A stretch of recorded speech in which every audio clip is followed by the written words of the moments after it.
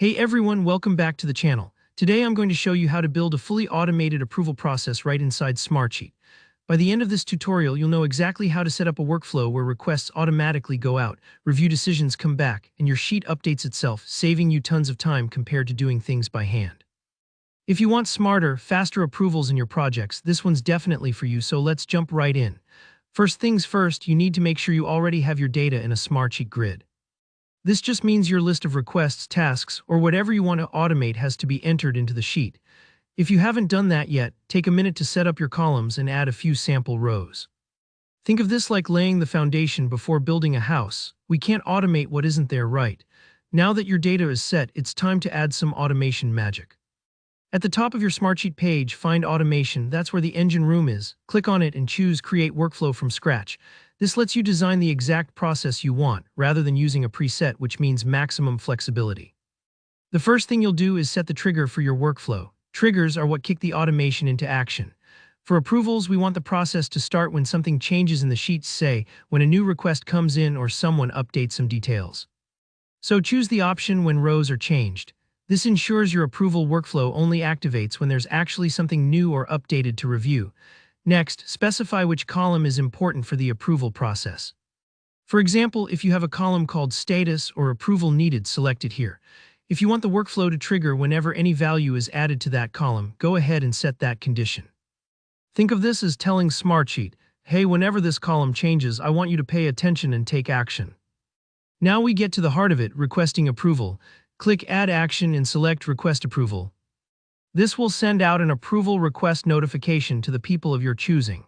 If decisions should go to specific team members or managers, pick Send to Specific People. You can enter email addresses or select them from the dropdown. This is great for making sure the right eyes are on each request, whether that's your HR manager, project lead, or another stakeholder. For the subject of your request, I highly recommend using your sheet's primary column as the subject line. It makes each approval request easy to scan and recognize. To pull in that data, just add 2 curly brackets around your column name, like primary column. This nifty trick tells Smartsheet to auto-populate the subject for each request exactly as you want it. Now you can decide which information from your row the approver will see. You can include all fields for full context, or only specific fields if you want the process to stay focused and tidy. If you're not sure, start with all fields. You can always narrow things down as your team gets more comfortable. The next step is setting up what happens after someone approves.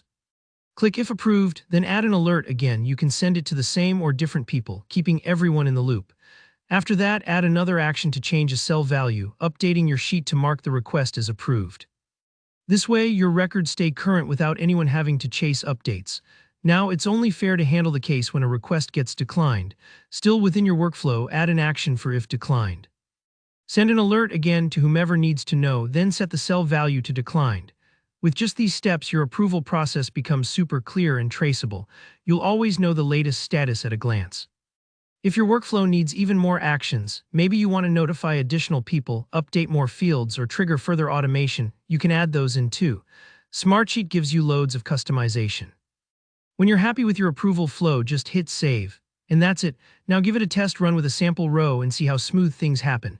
Don't worry if it takes a couple of tweaks to get just right. That's totally normal, especially when you're building a process from scratch.